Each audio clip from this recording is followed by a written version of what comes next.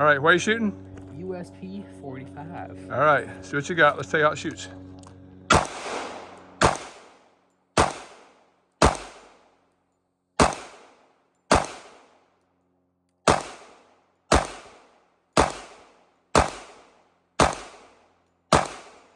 Clear, right?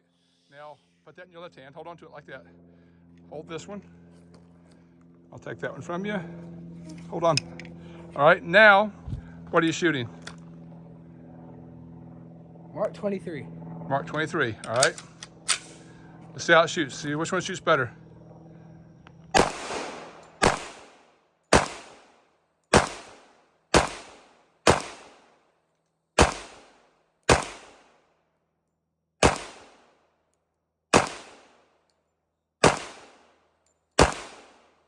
All right, which one do you like better?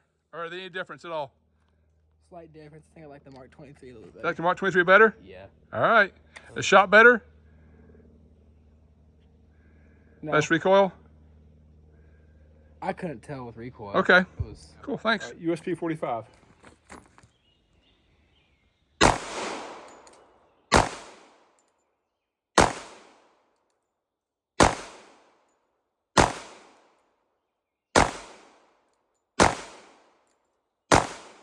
Hold it.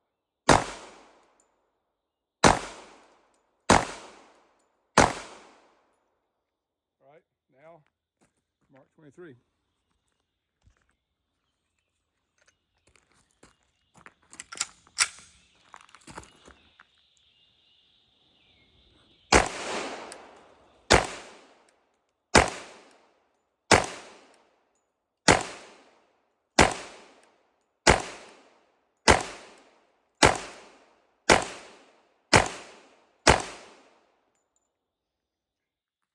I can't tell a big difference. I think the Mark 23 a little better.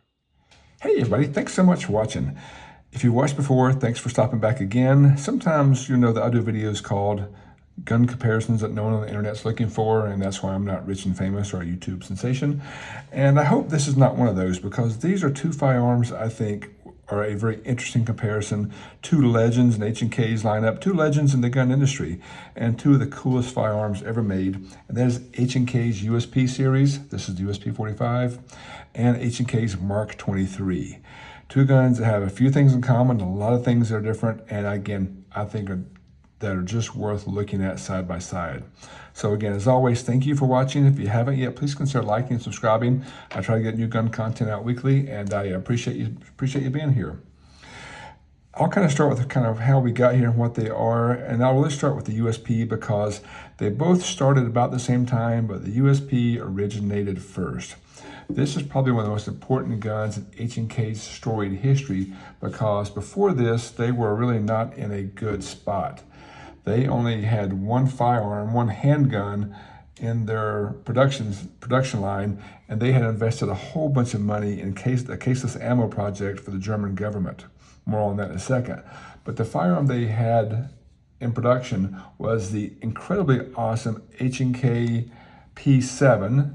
There's P7, there's different versions of that. This is the original PSP version, but this is a fantastic firearm that is small, heavy, complex, and expensive to make. So they really weren't selling a lot of these, as people could buy multiple Glocks for the price of one H&K, no matter how awesome this firearm is, and it was awesome. So they weren't selling a ton of service firearms, and again, they had invested a ton of money into a caseless ammo project with the German government about the same time the Berlin Wall came down.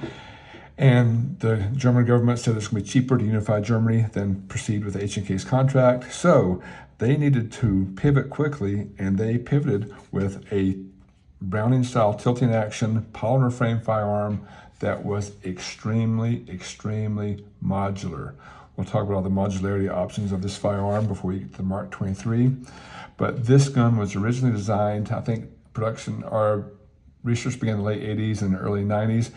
This gun was built around the caliber that was really hot in the United States at the time, and that's the 40 Smith & Wesson cartridge, a really hot cartridge. Many companies were taking their existing 9mm and trying to beef them up to withstand the 40 caliber or the 40 Smith & Wesson cartridge pressures. H&K started with that as their default, And this gun was built around the 40 Smith & Wesson, and then later they added 9mm as another caliber option. And then a few years later, they actually added the 45, which is this gun here. They kept the same essential design. They made it slightly longer, taller, and wider to withstand the 45 caliber a little better. But a gun that is absolutely legendary for its reliability, but most importantly, it's legendary for its modularity. I mentioned it's available in both 9, 40 Smith & Wesson, I think 357 SIG at the time, as well as 45 ACP. It was also available eventually in a smaller size carry option. It's available with tactical with a threaded barrel on there. Has multiple options for battery of arms. This one is a safety and decocker on the right side, V1. They make a V2 for left-handers over here. They make LEM options with different triggers. So there are more combinations available of this firearm than you can actually probably write on a piece of paper. So many options, super modular firearm that police departments could kind of custom order. They may want to custom order single action only that comes with safety only. They may want to custom order double action only, chambered in 40 Smith & Wesson.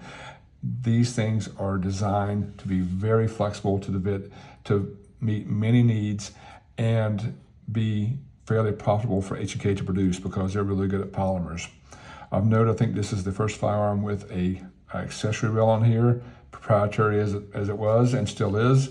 That was a very interesting feature. So you can see that the firearm is designed for duty. You have an oversized trigger guard here, so you can operate with gloves.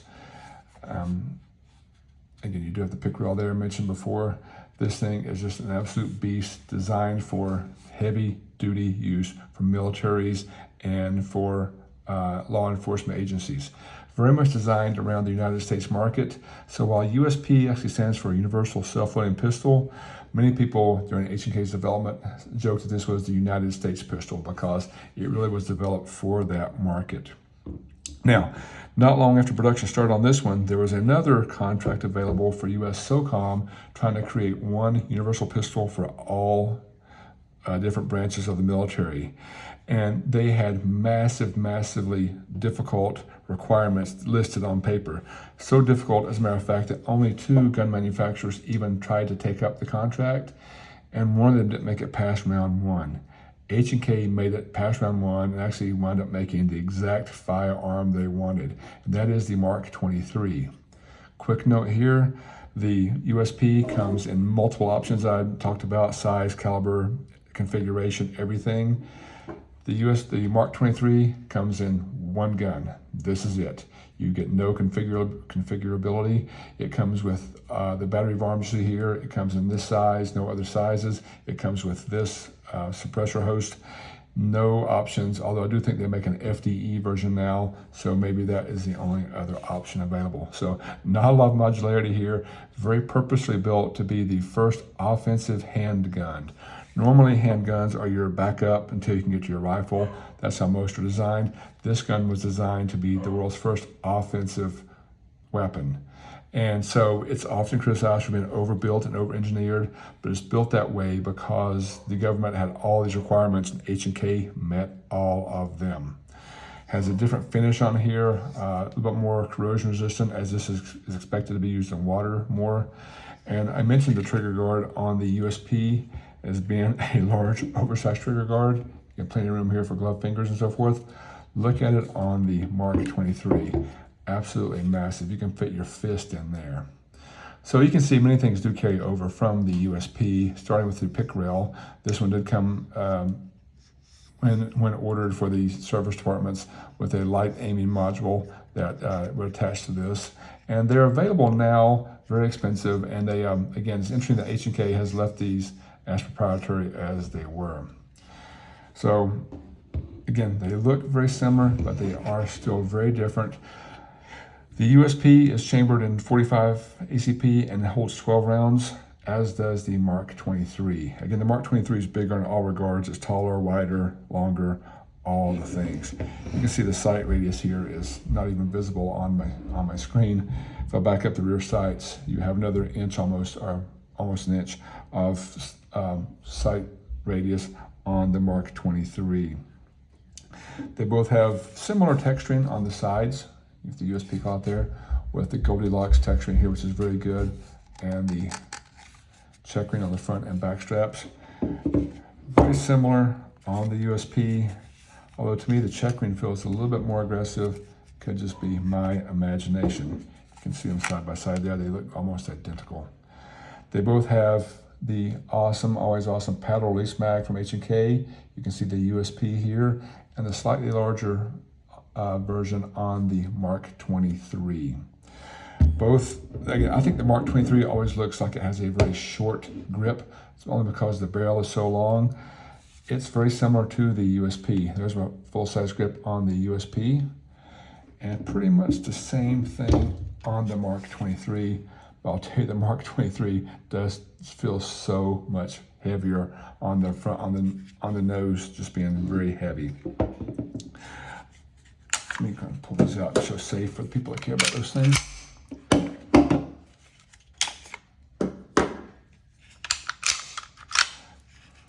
So, also of note, again, different battery alarms. The USP has a decocker that you pull down to decock like this, so you can carry it cocked and locked. The USP actually has a decocker, but it was designed separately because they wanted to make it more silent. So you have a safety switch here, which is ambi. There wasn't an ambi option necessarily on the USP, but you have an ambi safety, but the decocker is for right-handers only. And you can see you can pull down and hold it that way. If you use gloved hands, I think you can make it more quiet and lower it like that. So it's designed to be more quiet, more stealthy. There was even an option in the early models of these where you could lock the slide down with the suppressor and no slide movement to be more silent. That didn't make it past production, I don't think, but that was a very cool feature. Now, the Mark 23 also has a match grade barrel, and it has this, it was designed to be very, very, very, very accurate with just drop-in parts.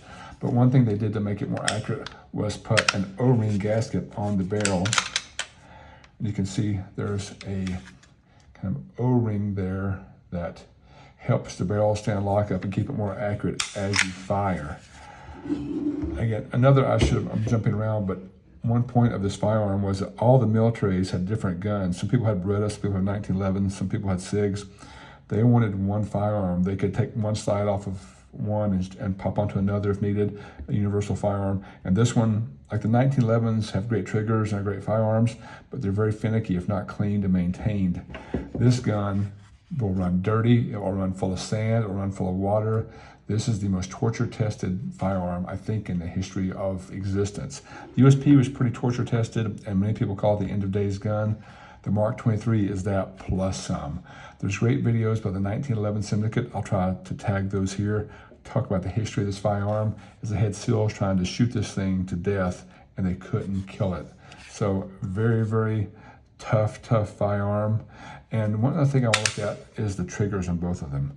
Both have super heavy single action pull, or double action pull, probably high single digits, if not 10-pound pulls on both of them. So nothing special there.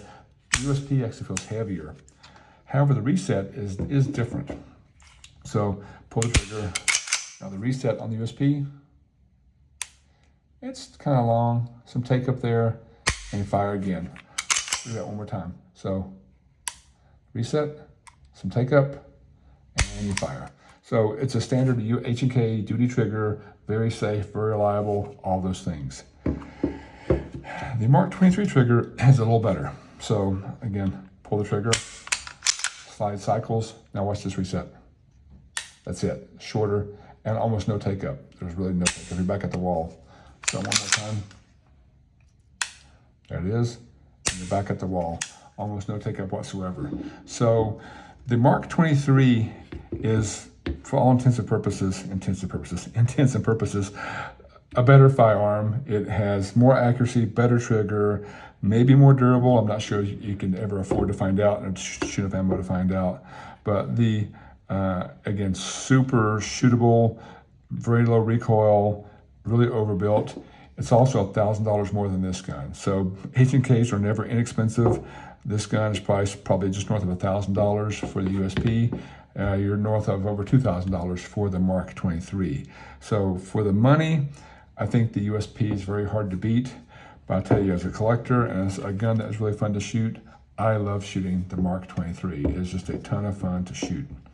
So again, that is my really quick look at two very iconic firearms from H&K. Again, thank you so much for stopping by. If you haven't yet, please consider subscribing, and I would love to hear your thoughts on the USP or the Mark 23. Do you have both? Do you like one more than the other? Please sound off the comments, because people looking into these guns read your comments and find value in your unfiltered feedback. So thanks again for watching.